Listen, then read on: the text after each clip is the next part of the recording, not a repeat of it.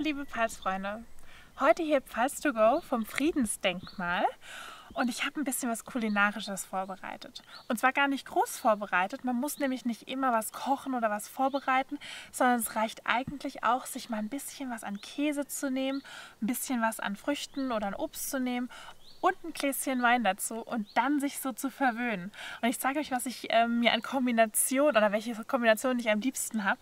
Es ist zum Beispiel hier der Ziegenkäse und jetzt im Sommer dazu einfach frische Wassermelone und dann ein Sauvignon Blanc, schön frisch, knackig mit so einer Maracuja-Stachelbeernote, so wie wir den Sauvignon Blanc kennen und lieben.